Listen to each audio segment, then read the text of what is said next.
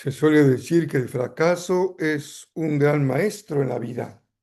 También Jesús enfrentó momentos difíciles en donde el objetivo no se alcanzó. Esta es la serie Siguiendo las huellas de Jesús de Nazaret. Es la meditación número 124 correspondiente al jueves 25 de junio. Jesús y un buscador que fracasó. Marcos 10, 17 al 31 y el Salmo 62, versículo 10. Todos sean muy bienvenidos. Yo soy Rafael Pola.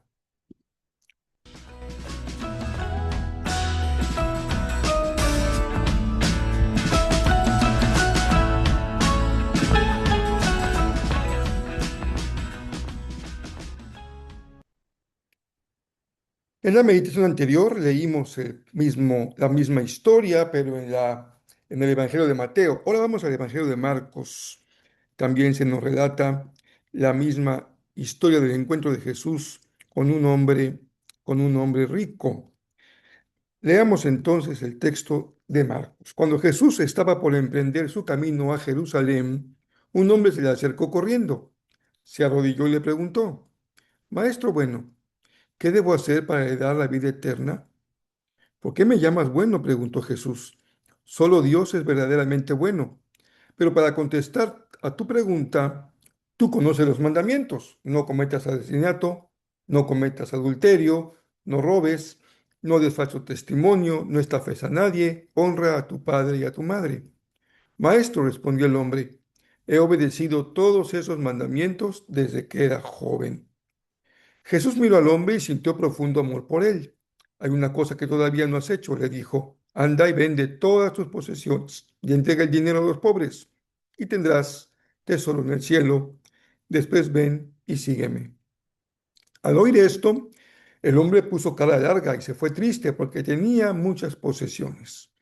Jesús miró a su alrededor y dijo a sus discípulos: qué difícil es para los ricos entrar en el reino de Dios. Los discípulos quedaron asombrados de sus palabras, pero Jesús volvió a decir: queridos hijos, es muy difícil entrar en el reino de Dios. De hecho, es más fácil que un camello pase por el ojo de una aguja que un rico entre en el reino de Dios. Los discípulos quedaron atónitos. Entonces, ¿quién podrá ser salvo?, preguntaron. Jesús los miró fijamente y dijo: humanamente hablando es imposible, pero no para Dios. Con Dios todo es posible. Entonces Pedro comenzó a hablar: nosotros hemos dejado todo para seguirte, dijo. Muy bien, hemos leído el pasaje de Marcos, que también nos permite comparar dos narrativas. De hecho, son muy parecidas. Los cambios son realmente mínimos entre un evangelio y el otro. Esta historia perfectamente puede también contarse o narrarse como la crónica de un gran fracaso. Sin embargo, hemos escuchado una y otra vez que en la vida se aprende mucho más de los tropiezos que de los éxitos. ¿Qué piensas tú? En este pasaje, Jesús se enfrenta a un momento en su ministerio que formalmente podríamos calificar como un fracaso. El objetivo no se alcanzó. Se encontró con un hombre que parecía el candidato ideal para ser su discípulo: una buena formación, una posición económica sólida y un genuino interés espiritual. No obstante, llegó el momento en el que la conversación encontró en este hombre una actitud muy difícil de comprender. La demanda de Jesús le pareció sencillamente inaceptable. De los fracasos se aprende, y se aprende mucho. Hoy podríamos iniciar nuestra meditación preguntándonos: ¿hemos fracasado alguna vez como seguidores de Jesús? La segunda pregunta también puede ser muy interesante. ¿Por qué fallamos en nuestro caminar con Jesús? Casi podría asegurarles que la mayoría de las veces el fracaso tiene que ver con nuestras barreras internas, más que con tentaciones externas, más que con las circunstancias de nuestra sociedad o nuestra cultura, más que con la influencia de otras personas, tiene que ver con nuestras propias debilidades, tal vez nuestra falta de fe o la inmadurez de nuestra fe, la inseguridad, nuestras heridas más profundas e incluso traumas tan arraigados, dolores muy profundos, que nos cuesta trabajo hacerlos conscientes para enmendar el rumbo en el seguimiento de Jesús y permitir que Él vaya sanando lo profundo del corazón. Por eso, aunque ayer decíamos que la historia puede resultarnos muy, muy lejana por el tipo de personaje que tiene en la conversación con Jesús, esta historia hoy nos resulta tan cercana. Sí, porque hablar del fracaso puede conectarnos de inmediato. No porque tú y yo estemos acostumbrados a fracasar o tengamos una vida fracasada, sino porque no hay una sola vida en esta tierra que esté libre de haber pasado por un momento difícil, una bajada pronunciada o una crisis profunda. Lo que realmente me parece importante es preguntarnos por qué.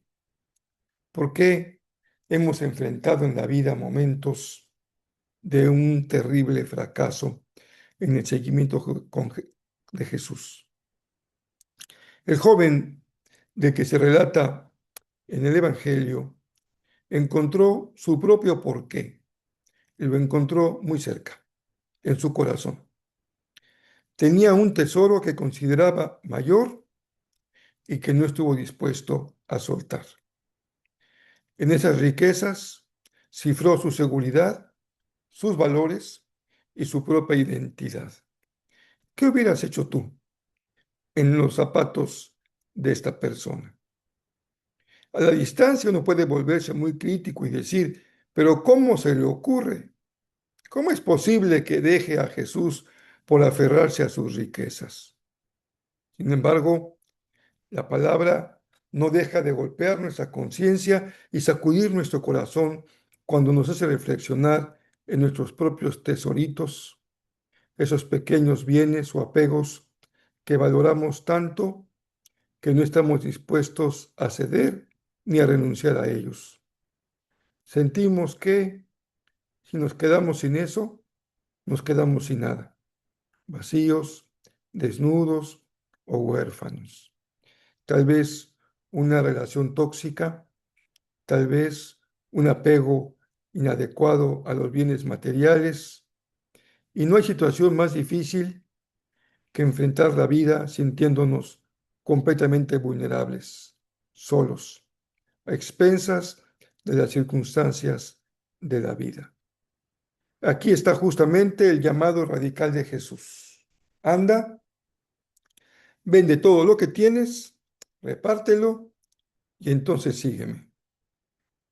Recuerdo que cuando éramos niños, mi papá nos contaba la historia de un español que conoció en el mundo de los negocios y en alguna ocasión este hombre le dijo a mi papá, mira Romeo, yo me levanto de mi sala, voy hacia el closet, lo abro y veo lo que tengo ahí guardado, una boina y una bota de vino. Todo lo demás es ganancia. Todo lo demás ha sido parte de un proceso de trabajo de muchos años, pero no era su identidad. Él podía reconocer que había llegado a este país prácticamente sin nada. Lo que este hombre quiere decir es que si empezamos con tan poquito, todo lo demás no es más que acumulación. Puede ser testimonio de un trabajo arduo o de una bendición, de la suerte incluso, o de una herencia, pero a veces le damos tal importancia que termina cubriendo o pretendiendo cubrir, enmascarar lo que realmente somos.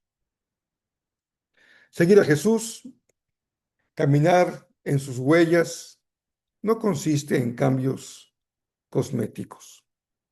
No consiste en cambiar de ropa, de domicilio, de casa o de automóvil. No se trata de vernos más delgados, más elegantes o mejor vestidos. No consiste en viajar más, conocer gente influyente, disfrutar de una mejor posición económica, tener un ascenso en el trabajo o abrir un negocio propio. Ni siquiera es cambiar hábitos religiosos para asistir los domingos a un culto o a una iglesia. Es algo mucho más simple, pero a su vez mucho más profundo. Es detenernos, desnudarnos, vaciarnos y recibir por gracia lo único que realmente puede darnos la vida eterna y la verdadera riqueza. Jesús no nos llama a ser pobres, al contrario, la historia da un gran vuelco cuando habla con sus discípulos y él promete que recibirán 100 veces más de lo que hayan dejado por seguirlo a él. Por eso, aunque esta historia parece la de un gran fracaso, en realidad nos conduce a reflexionar en lo que constituye un verdadero y gran éxito. Si ya diste ese paso, si ya has dejado todo por seguir a Jesús, si ya te vaciaste a ti mismo y lograste renunciar a tus pequeños tesoros, entonces ten por seguro que esta promesa de multiplicación y vida eterna también es para ti el día de hoy. Curiosamente, en los últimos tiempos se ha vuelto a hablar de un giro religioso, como la búsqueda de este hombre rico. También se ha hablado de un resurgimiento de lo sagrado en el ámbito de la filosofía, las ciencias del comportamiento y la cultura popular. Lo vemos, por ejemplo, en las búsquedas espirituales de artistas contemporáneos, en el impacto de la literatura sobre el Papa Francisco, en el cine que explora la fe, e incluso en el creciente interés por el budismo o los componentes religiosos de movimientos políticos de masas como el MAGA en Estados Unidos. Cuando yo era joven, el ambiente era muy diferente. Se respiraba un aire marcadamente antirreligioso. Sin embargo, esto nos demuestra una verdad ineludible. El ser humano puede rechazar la religión institucionalizada, pero no puede arrancar de sí su necesidad espiritual. Seguimos como seres humanos y seguiremos buscando por toda la historia. Lo importante es que al llegar a encontrarnos con Jesús, estemos dispuestos a dar el paso de la fe.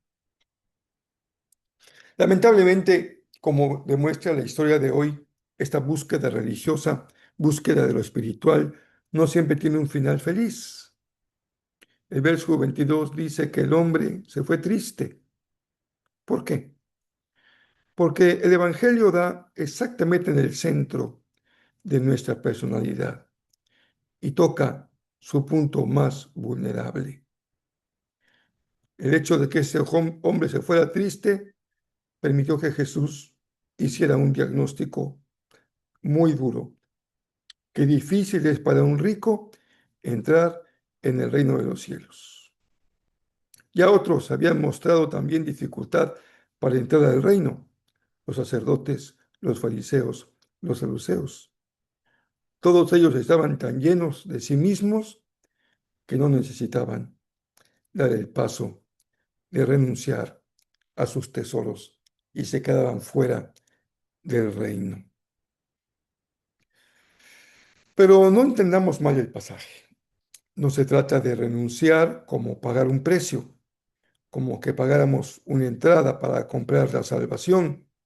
No, se trata más bien del reconocimiento de que no hay nada que el hombre tenga o haga que pueda abrirle por mérito propio las puertas del reino.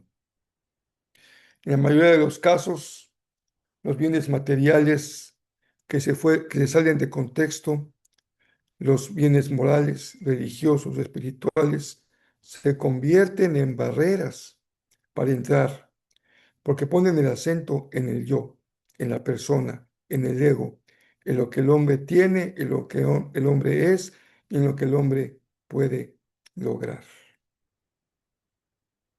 Recordemos que en una escena anterior Jesús dijo que el ejemplo más perfecto de quienes pueden entrar en el reino son los niños, quien no tiene nada que ofrecer y que depende enteramente del otro. Este es el modelo para entrar en el reino. Bueno, veamos lo que dice el Salmo 62, verso 10. Vean ustedes la claridad del Salmo. No te ganes la vida mediante la extorsión, ni pongas tu esperanza en el robo, y si tus riquezas aumentan, no las hagas el centro de tu vida.